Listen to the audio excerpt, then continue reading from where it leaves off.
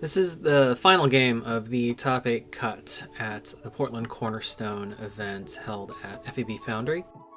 Up top, I am playing a druid, like a mono fire deck, and at the bottom of the screen is Kellen playing like a standard Archimago meta deck. So we're gonna go ahead and get started and check our mulligans. Mulligan's fairly important, at least for my deck, matching up against Archimago. I have a couple cards in here that can help tech against some problematic cards that Kellen is likely running. I need to be on the lookout for Pebbled Paths to shut down my charge minions. Those will likely make an appearance, as well as it would be nice if I could grab Funeral Pyre in hand to threaten to help flesh out his graveyard or cemetery.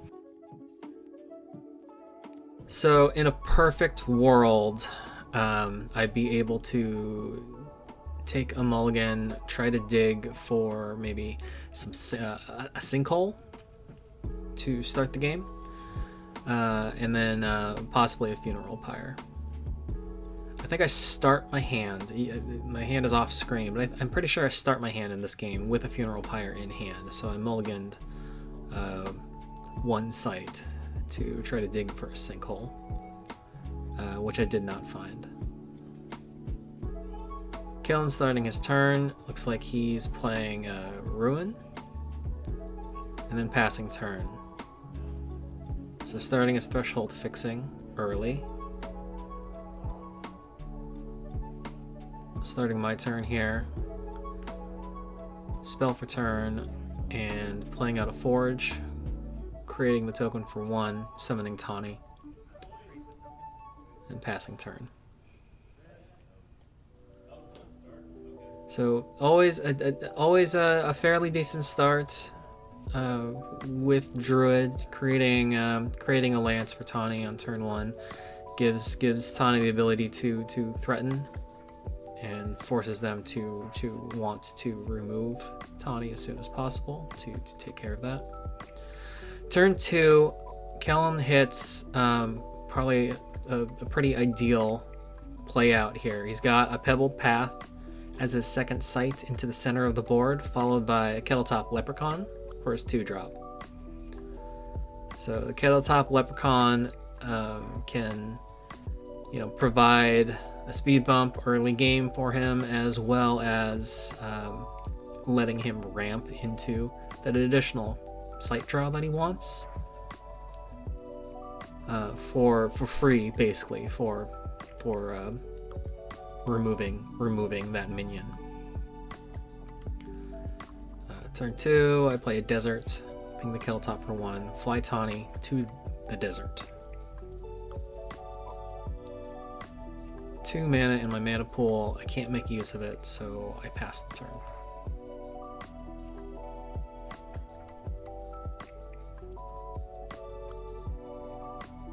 Kellen, thinking about what card he wants, he decides to draw a site. Catches a Windmill. I think that was the card that he drew off of his Atlas. Plays that out. Attacking in with the Leprechaun for 2 points of damage. So taking the attacks when he can, and just kind of letting the Leprechaun be an overall nuisance that I'm going to have to probably deal with. Third turn, I draw a sight for turn. I usually draw a spell for third turn and just keep playing the sights that I have in hand for this specific deck that I'm running. However, because he has the Pebbled Path out, I feel an increased amount of pressure to try to fish for a sinkhole to help remove that. And also I think I do have one more sight in my hand right now, and it is a Funeral Pyre. And I was hoping to be able to flush at least one magic spell out of his cemetery, but he hasn't played a magic spell yet. He is being pretty conservative and slow rolling his plays. Kellen also, you know, a pretty good player, and likely kind of suspects that I might be holding a Funeral Pyre in my hand, so he might be holding some spells because of that. I opt to fly Tawny back to the forge, and then looking at this play again on the video, that's a silly move. I could have just had Tawny drop the lance on the desert. Actually, never mind. The reason I did that was specifically because Pebble Path was in play, so I wanted the Warhorse to be able to charge, so I summoned it to the forge.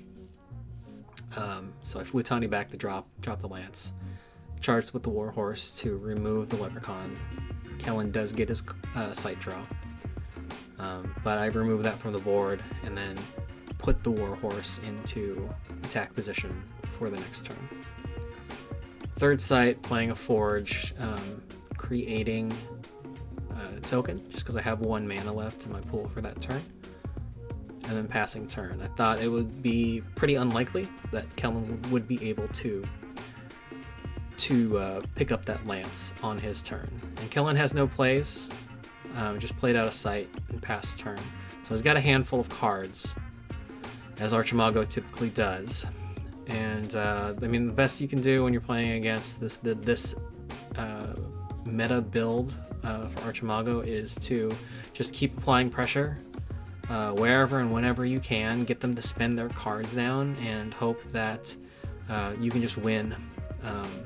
You can win the attrition war here, and that they have trouble drawing into the cards that they need to advance their strategy. Flying Tawny up to pick up the lance, playing out a desert as my 4th sight. Playing it on that side of the board because I want to sneak around unless Kellen contests me adjacent to that desert, so I can have an entry point in to his sights away from the pebbled path. And then also attacking with a Warhorse for 2 points on that turn before passing. Kellen playing out, it looks like an annual fair. He's now built his mana base up to 5. Bringing out Dapperel Vampire. So Dapperel Vampire, another huge speed bump that requires attention. Forces the other player to kind of answer that card, otherwise he's just going to stabilize with it and take up his life, take out, remove pieces, start removing my pieces from the board. At this point, I believe I still have that Funeral Pyre in hand. I draw a spell for turn though. I can't keep fishing for sights, and it is slightly less important now just because I do have an entry point in when I play my next sight away from the pebbled path.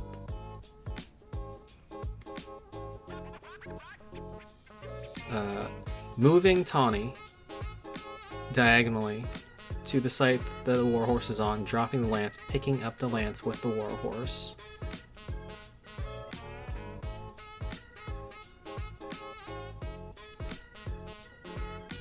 I don't remember exactly what I do here, but there must have been a specific reason why I chose to do that. Maybe just if nothing else, it never hurts to get it off of Tawny just in case he has a way to somehow ping a point of damage on the Tawny and get it to drop the lance. Using Tawny as the spellcaster origin point for an immolation to remove the vampire, just to get that off the board immediately. And then playing out that Funeral Pyre. Again, I didn't catch any magic spells with that, but I couldn't keep holding on to it indefinitely. I needed to just build up my mana base on curve and apply as much pressure as I can. So swinging in with the Warhorse now for 3 points of damage, breaking the lance, swinging in with that red cap Poweries that I just summoned for another 3 points.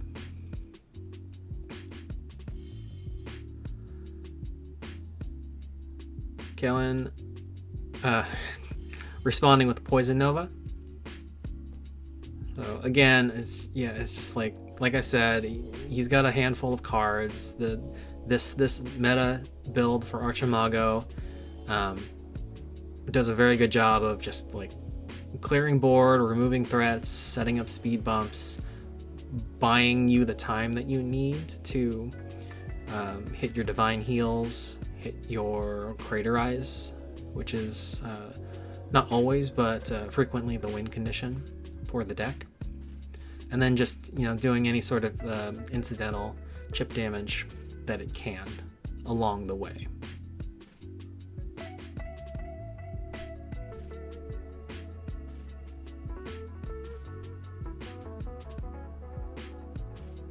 Looking at my turn, I'm starting with 5 mana in my mana pool.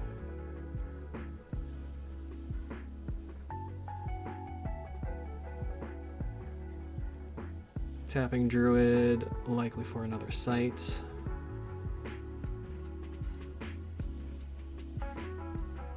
Yeah. I think I'm just thinking about placements right now.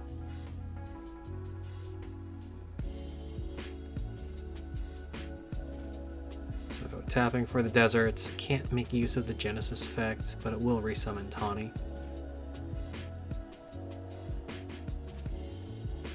5 mana for a Phoenix, so just another threat on the board that forces him to respond to it, and then playing out Tawny.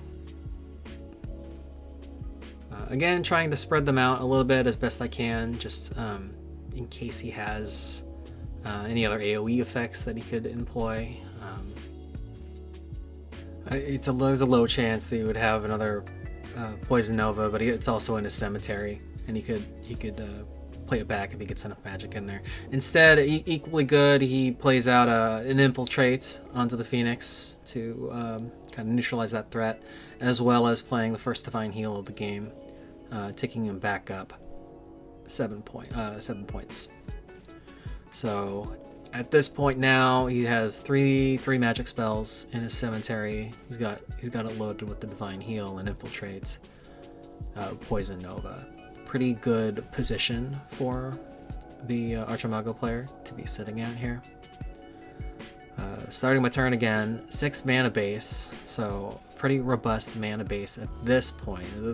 The problem is just can I continue to draw enough threats that can put pressure on Kellen to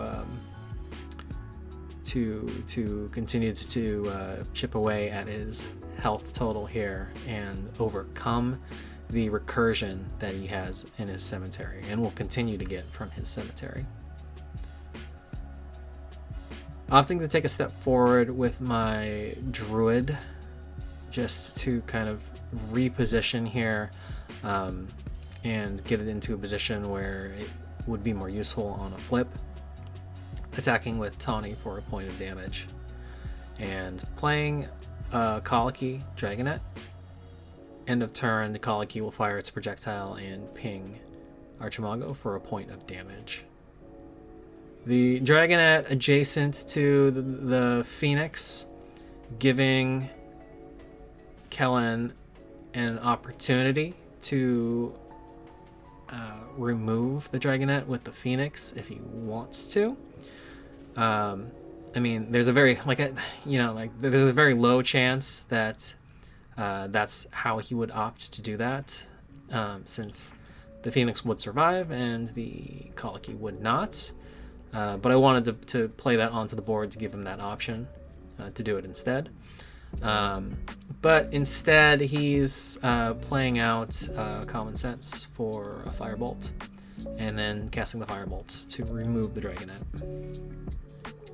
Now sitting at 5 cards in his cemetery.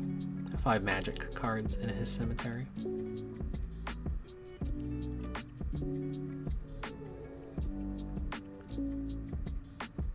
Moving Archimago.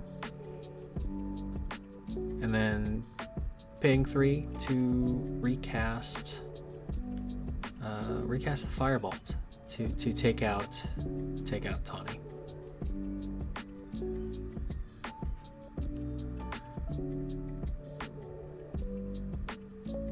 Starting up my turn again here. 6 mana for turn. I haven't flipped the Druid yet. I could still get Tawny back out onto the board, but I'd have to play another site at this point. Tapping the Druid to draw a site. And then let's see what I can make happen here with 6 mana. And again, he's got a bunch of things that I don't want to have to face in his cemetery at his disposal, but I have to keep making plays in order to keep applying that pressure and force him to spend the resources that he has in his cemetery in his hand. So 5 for the giant with charge, attacking into that staging point from the funeral pyre where it is not affected by Pebble Path. So that'll put 4 points in on him. And then passing turn. He still has the infiltrate. I know he still has the infiltrate in his cemetery. But like I said, I just have to keep making plays and kind of forcing him to respond to things. He's still in a pretty good position if he, dumps enough magic into his cemetery. Like he could recast two to blink, just not to move anywhere, just to draw the card and get the magic into his cemetery. But like I said, like if he gets enough magic spells into his cemetery, I mean, at this point he could even he could pay 3 to infiltrate the giant, leaving the Poison Nova in there, and then on a subsequent turn he could maybe attack with both of those things and then Poison Nova to clean board. But instead it looks like he just opted to go ahead and recast Infiltrate and use the Poison Nova as one of the banished cards. So cemetery currently empty, and he has now infiltrated both of my kind of higher end mid-range minions.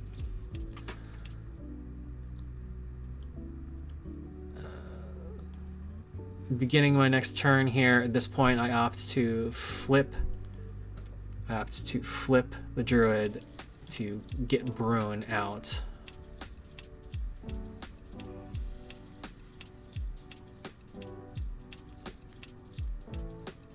Three for Dragonet, and again just bringing it out so I can get a projectile in and end of turn to keep applying pressure as best I can. Kellen's going to start his turn here.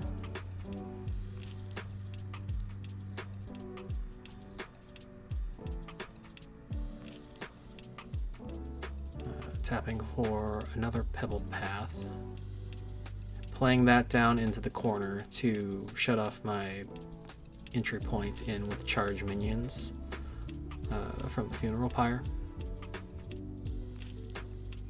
His current mana base is 7. So he is getting closer and closer to the 8 mana pool necessary to cast the Crater Eyes.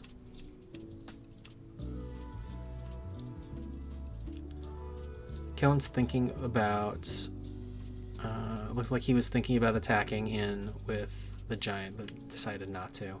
2 for common sense. Fishing out a berry. I don't remember at this point if he buries Bruin or the Dragonets.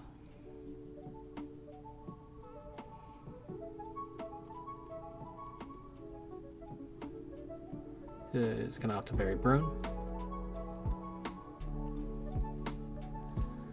2 for a Kettle Top.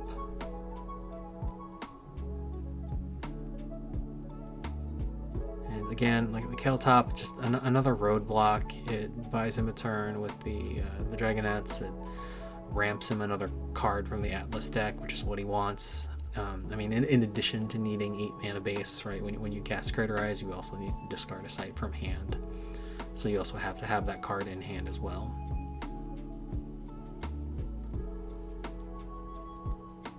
So starting my next turn here.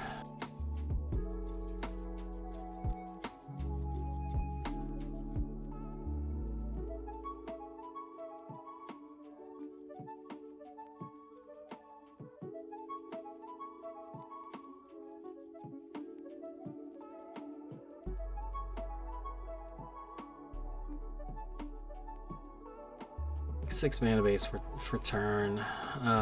Just thinking long and hard. I mean, I would not describe it as a fun experience playing against an Archimago deck. It requires a lot of thought. I mean, you feel a lot of pressure, like a lot of need to do something, but I mean, he frequently has a lot of answers in his deck. I think I'm attacking with the Druid for a point of damage to see if he's going to force a defend with the Giant, but I mean, clearly I don't think that's what's going to happen. Attacking in with the Dragonets for 3, fire breathing for 4 points of damage onto Archimago, bringing him down to 4. And again, that's like the best I can do. Just keep on moving forward, do as much damage as I can. And at this point, I'm just kind of like crossing my fingers that he doesn't have enough of a board wipe to remove everything again, or he doesn't have a divine heal to undo a lot of the work that I just did. And like just hoping that in the next turn here I can burst out enough damage to get him to door. Because once you get Archimago at the door, it becomes a lot easier to deal with. You turn off that healing advantage from the divine heal recursion, and you put them on the back foot and kind of destabilize the control that they're working really hard to maintain during their games. But as you can see, my hand, like I'm almost in top deck mode at this point. I've got a sight in my hand, I've got a spell in my hand, and that's it.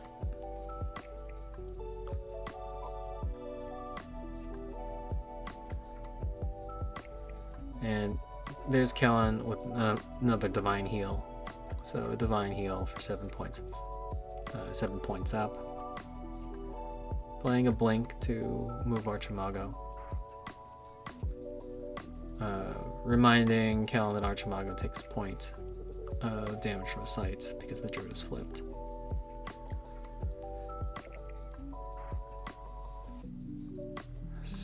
Kellen thinking about if he wants to do the reposition at that point, then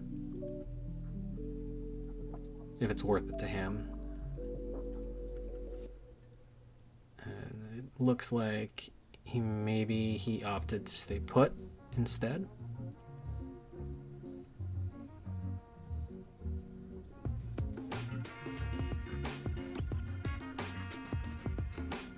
So staying put instead. Drawing a spell from the blink. His cemetery once again full of magic spells now. I think that's five magic spells in there. 3 points of damage from a magic missile. We're now at 6 cards in the cemetery, and I think he's banishing 3 to recast the divine heal again. So takes him all the way back up to 18 points of health. Back up from 4. So that was a bit of a demoralizing turn on my side of the board, just because I was really hoping he didn't have that and was not going to be able to do that. And then I could somehow push in that last remaining 4 points that I needed here. And then doing a cemetery check really quick. I just want to see what he has left available in there. Asking how many cards he has left in his hand. He says he has 2 spells to 2 sites. So he's got the sites necessary for a Crater Eyes. So we're getting into that danger band here with Archimago, where that is a possibility that he can spring.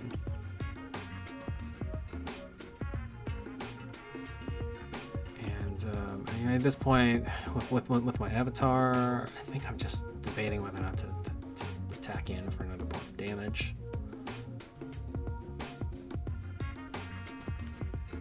I still have a lot of health on the board. He only managed to get, I think, what is it, like an attack from a leprechaun early game in, and he's been holding on to those infiltrated minions for a very long time.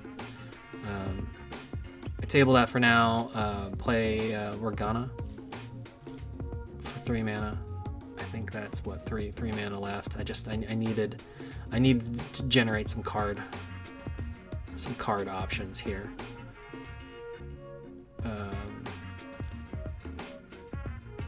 And also just get a body on the table, if I'm being honest.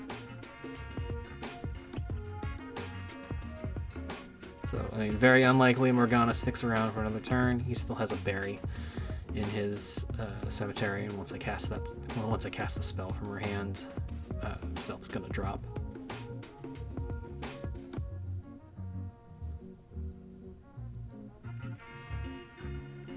I could have taken my chances and just left Morgana on the table in stealth and see if she survives a round. I don't think that's what I ultimately end up doing, though. I was just really nervous about him finding a way around stealth and being able to table Morgana with a handful of cards. And I wanted to get at least a 1-card advantage out of Morgana before he removed that piece from the board. Tapping the Druid for a desert, attacking in with the Imp for 2 points. 4 mana left in my mana pool for the turn, and looking at Morgana's hand, I don't think it has any like two cast spells. I think I saw a Saracen Raider in there, and that's probably why I played out that sight that I had in my hand that I was holding on to, just so I could at least get out the Saracen, get that immediate attack in, and get value out of that piece as well.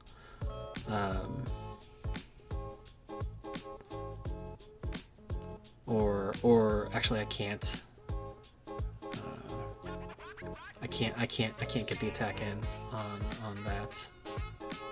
I think no matter where I play it, so I just play it into the corner, so it's ready, it's set up for his next turn. And again, just spreading out as best I can here to avoid any AOE effects that he has.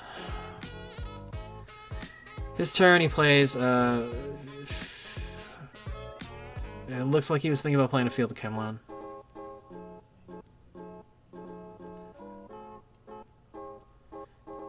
So yeah, he is opting to play the field.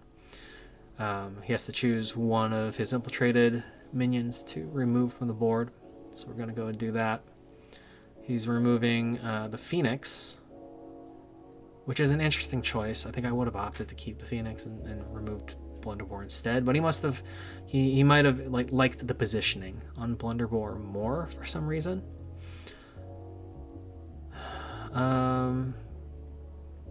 I'm choosing to clear everything except Morgana. If he wants to get rid of Morgana, I'm gonna make him spend make him spend the card and the resources to do it. Cleaning up Morgana, just removing that stealth token that would have dropped on the last turn, which casts a spell.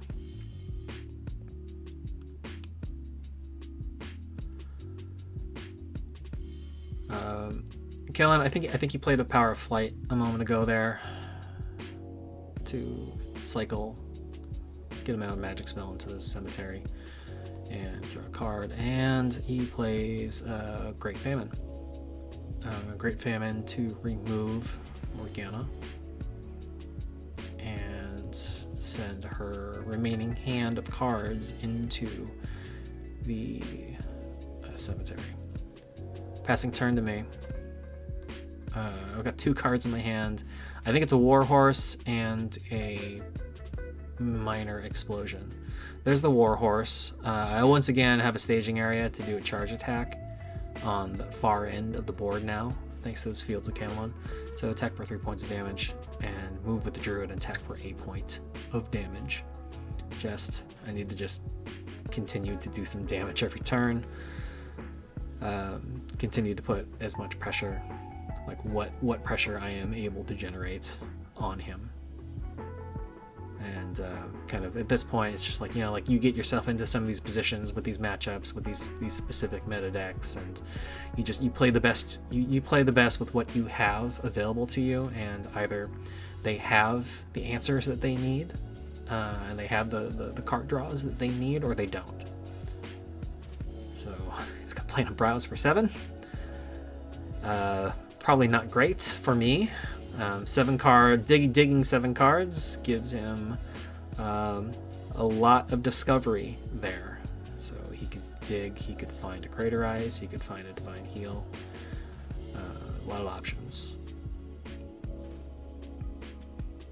And he's got a cemetery full of magic spells, so he's got a lot of options for digging for things as well in there. Like, what does he have in his cemetery now at this point? Excuse me, I think maybe he has 5. It's just 5 magic spells right now. One of those looks like a kettle top, but he still got he still has a berry in there. He's got a common sense, Power of Flight. There's the Divine Heal. So 3rd Divine Heal, 4th Divine Heal effect, I believe, of the game. Healing back up to 20. Banishing 3 to cast Berry from the cemetery to remove the Warhorse. Tapping for a Sight. End of turn, Famine Dispels because it has no valid target. Passing turn back to me. It looks like I drew a Colicky Dragonette, and still have that Minor Explosion in my hand. Attacking in for a point of damage and moving on top of him. I think my thought process at this point was we're in the danger zone for Craterize, and at this point, if he wants to play a Craterize on me for 10 points of damage, I want him to take as much of that as possible as well. So if not 10, then at least I forgot what the spread on Craterize is, but like nearby sites take 5-7 points or something. Anyways, I wanted to maximize the amount of auxiliary damage his avatar would also take by sticking as close to him as possible at that point. Playing out the Colikies again, just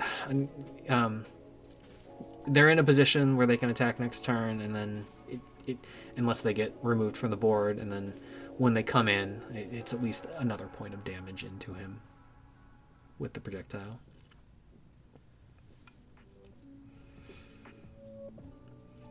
I mean, albeit it doesn't feel great, you're just doing 2 points of damage to get him from 20 to 18 again, but just every little bit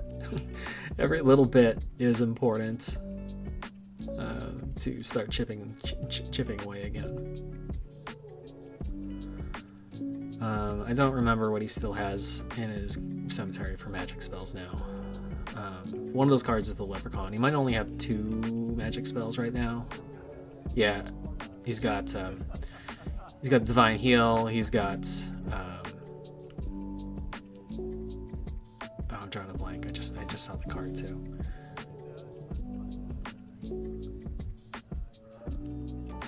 But I mean, just having the Divine Heal in the cemetery also just not a great feeling. Browse was the second magic spell that he has.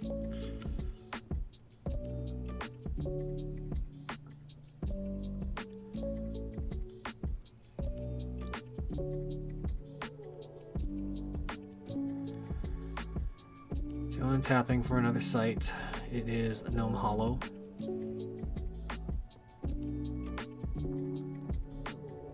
I think that puts him at 9 mana on the board. Looking at his hand, he's got a ring of Morgan in there, and that does, I believe that does come out eventually, if not this turn. He doesn't have a ton of incentive to need to play it though, and it's typically better just to not play it until you actually need it. Just in case I have the removal. Though I'm running Mono Fire, so my only potential removal, I believe, would be a Shatter Strike. I'm still, like, you know, my avatar's right on top of him, so that is a threat. So, I mean, it's a good calculation to leave that in his hand until he actually needs it. Attacking yet again with my Druid for a point of damage. Attacking with the Call Keys for 3 points. 4-point total for that turn so far. Again, just to keep applying that pressure to him. I know he still has that Divine Heal. He's gonna just tick back up eventually. But you have to keep doing damage. You have to keep forcing him to spend those resources, and then you just kind of cross your fingers that he doesn't get the draws that he needs in time.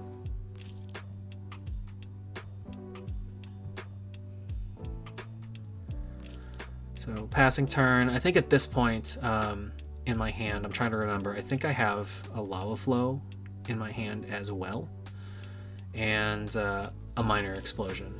So I've got a lot of damage spells in my hand right now, and I'm trying to just keep them stacked up so I could potentially like burst him down if I get within striking distance of Door.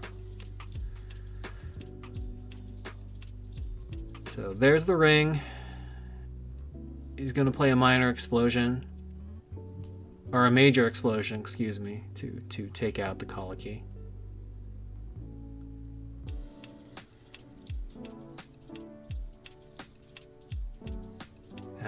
Once again, I think he has 3 magic in his cemetery now. Again,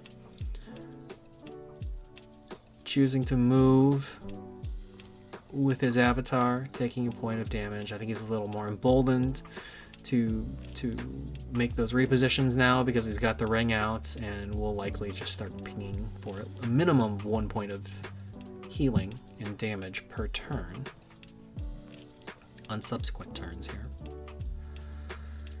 So yeah, he's still sitting at three magic spells in the cemetery now. He's got the Major Explosion, Divine Heal, and Browse.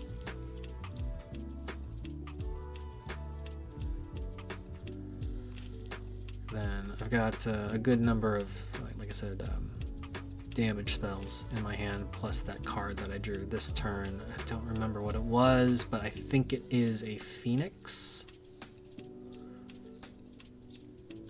Which, again, Phoenix, pretty good card, and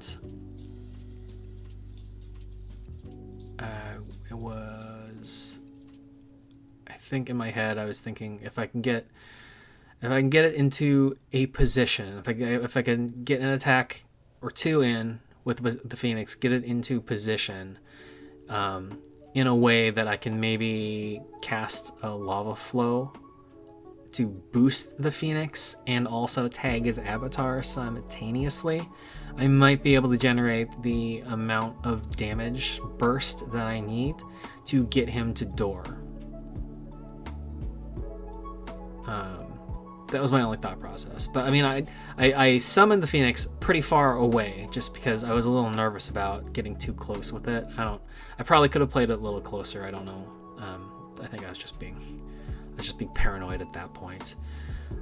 Kellen taking a step forward, taking a point of damage, but healing off of the ring and pinging me for a point of damage. Playing a guards. Guards, again, like it's anything summoned within a nearby site to the flipped druid would take a point of damage, and all of those foot soldier tokens instantly die.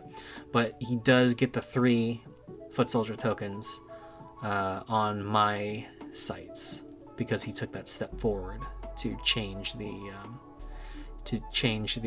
area, the affected area. Passing turn back to me.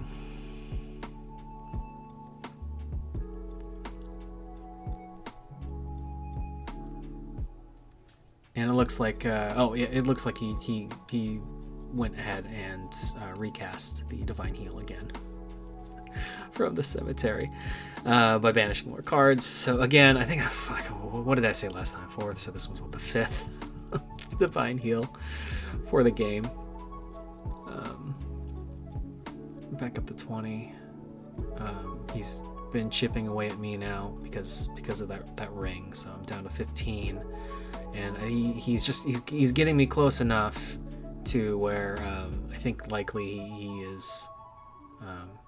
There's a good chance he's holding a Craterize in his hand right now, so he wants to be able to Craterize for 10, bring me to the door, and then put me in a position where, like, it's like he has multiple avenues to deal the killing blow there. Attacking him with the Phoenix for 4 points of damage.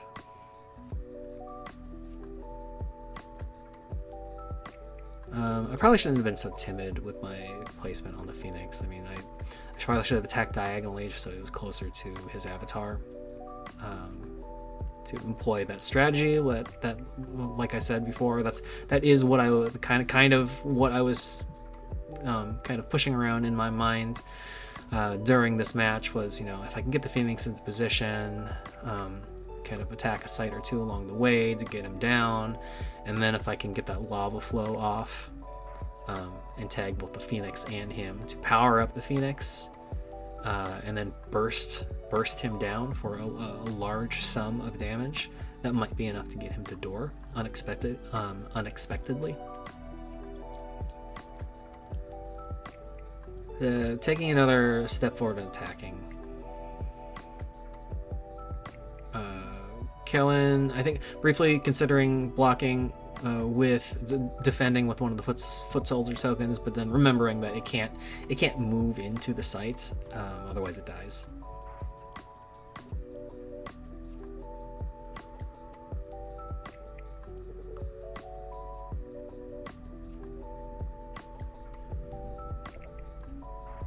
I don't believe I've cast a spell yet this turn.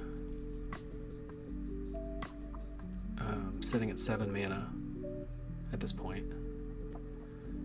7 for a Great Famine.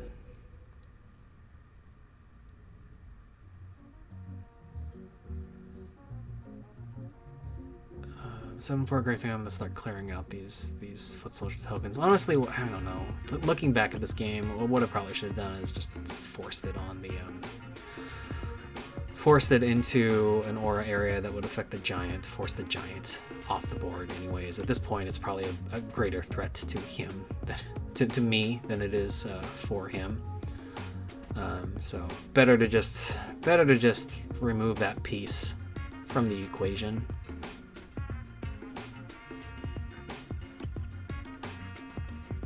Moving forward and attacking on the back row there for a point, and then also moving and attacking with the other foot soldier for a point, remembering that it can't attack him the way that he was originally wanted to go, just because the druid flip. and then choosing to attack in with the giant to get him to get me to 9, and then craterizing on top of both of us, so we would both take 10 points of damage. So we both take 10 points of damage.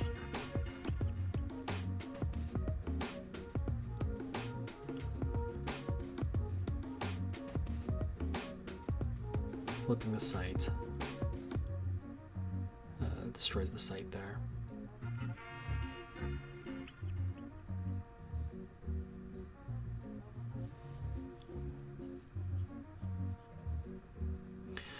I think, yeah, I think I was right before that. I should have placed the Great Famine in the position that would have killed the giant, just because that would have denied him the ability to bring me to door on that previous turn, I believe.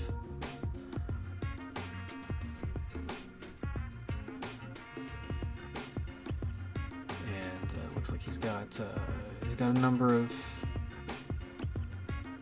things in there. Taking a look at his cemetery again. He's got the Craterize. He's got a Major Explosion. 2 magic spells in there. He just needs 1 more magic spell in there to cast something like Greater Explosion, Major Explosion.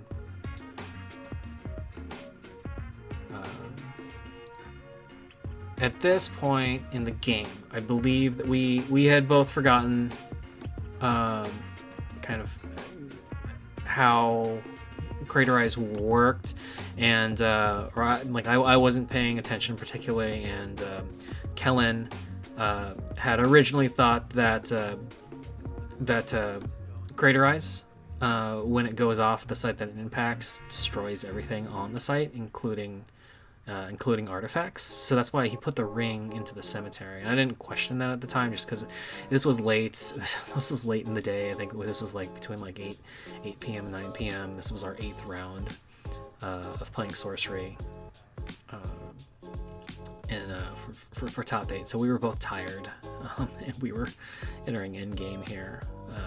So I mean, I wasn't thinking about that particular aspect at the time.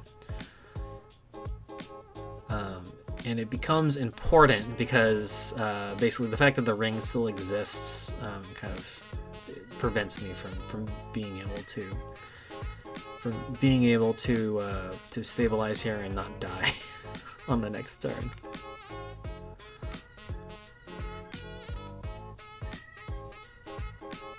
And taking another look at what he has in the cemetery, and then now I'm looking at Craterize, because I was just thinking, like, wait, does it actually destroy the ring? And we're looking at it, and we come to the conclusion after rereading this card, both of us, that it in fact does not, and we were just very tired, and not playing that correctly at the time. So that is problematic, and I think that essentially seals the game here for me. And now I don't have a win condition. I mean, I had a way to get him to door, obviously, and just the way that I think we're gonna handle tiebreakers is that he can't attack into me because I'm right on top of him, nor can he move away.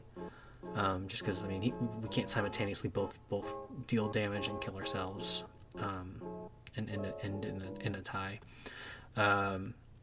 The Major Explosion again, if I'm like right on top of him, like there's nowhere where he could play that would, I think, kill me and not him.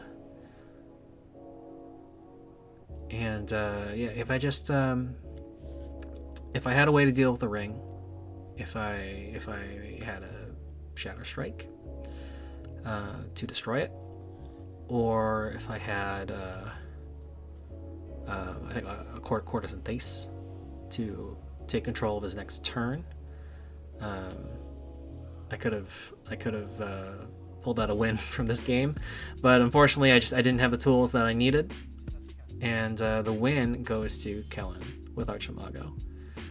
So like, it's a very fun. It was a fun game. It's a stressful game. These games, playing against Archimago. I won't say that it is always fun playing against Archimago, but